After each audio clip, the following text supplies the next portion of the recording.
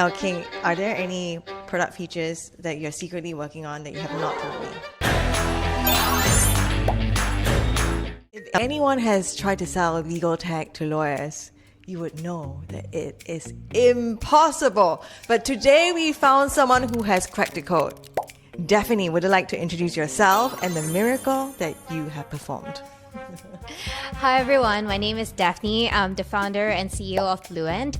We are an AI document processing and translation company. Thank you, Daphne. So, one of the questions we always receive from lawyers or in-house counsel is, how are you better than Copilot? How are you better than the generic LLM models? So what is your answer to them when they ask you a question like that? The key part of what we have built is we actually have built the document processing engine ourselves. So that part is not LLM or AI related at all. So I think there are lots of parallels and similarities to Bluente, because when we have questions like how do you compare with Copilot or ChatGPT, but like just do an A/B testing, see the output that you get from these generic models. But with legal documents, they tend to be a bit more complicated, a bit more complex, and there's a thought process and legal thinking behind it.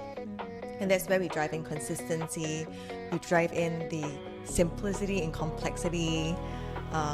And I think that is one of the main things that we're trying to do.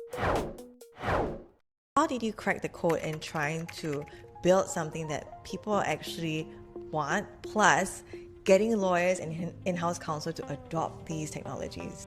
We have sort of pierced through or have them try is that we actually do zero data retention. So we actually don't store nor train on any of their information through our platform. That significantly reduces the risk. The other part of that is really leaning into their different use cases. For instance, there are many translation tools, AI translation tools that exist in the market today. We have a subscription model. Yes. I love that. We actually have a client code billing module built in. What about you, King? What strategies do you have to crack the legal tech dilemma? Lawyers really care that, for example, we don't train on their data. And I think like Bluente, we also don't train on their data.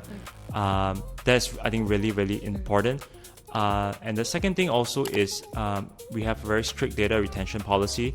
So if, for example, after the conversation ends and anyone wants to, for example, close their account or delete the documents, they're fully able to do so. That's one of the few ways that we try and make it easier for lawyers to adopt our technology. Yes, I think one of the questions that we had from our friends is we have processed about 300 plus documents in 2 to 3 weeks.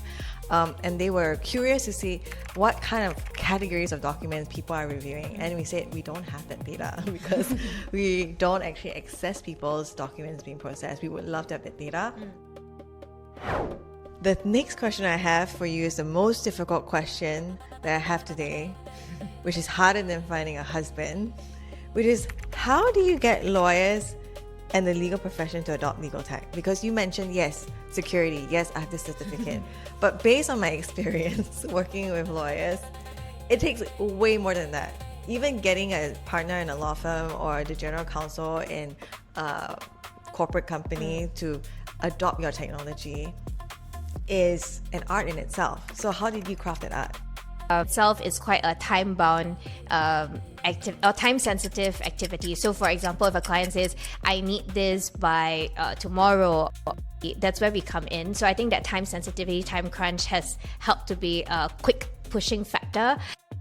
What about you, King? What secret formulas do you intend to apply on FD AI to get to where Daphne is today? The thing is, we also trying to really steer FDI into solutions where it's customers are dying for this solution and there's nothing in the market that fits what they need, and then we develop it for them.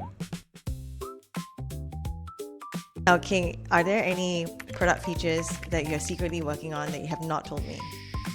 That's a great segue. We are after being able to review documents, now we are looking at document generation. And one of the first things that we are working on is on NDAs, and it's again trained on a huge corpus of data that has been amassed over legal practice over the past 3 to 4 years. And so that is something that we really want everyone to check out when they are free. We do hope that you find it useful. We do hope that it's also a hair on fire problem. Remember, we do not replace lawyers, but we serve to augment them. That's perfect.